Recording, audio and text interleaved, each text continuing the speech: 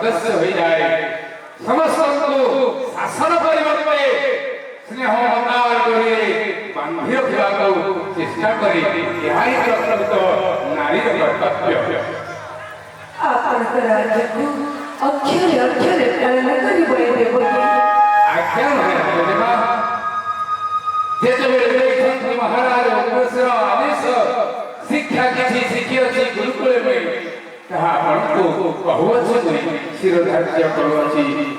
राजा को आपनकर शिक्षा निश्चित भाବରେ ମୁଁ ପାଳନ କରିବି କୁହ ମନ୍ତ୍ରୀ ବଳ କୁହ हे राजा এই সংসারে নারীর অনেক ভূষণ থাকে ସେଥିମଧ୍ୟରୁ समस्त भूषण ମଧ୍ୟରୁ एकमात्र भूषण है नारीर लज्जा लज्जा है एकमात्र नारीर भूषण ଆଉ ଦ୍ୱିତୀୟ ଭୂଷଣ ହେଲା ଅନୁସୂୟା वेद कहे कौनसी विपद आगत संपत्ति कौनसी संपत्ति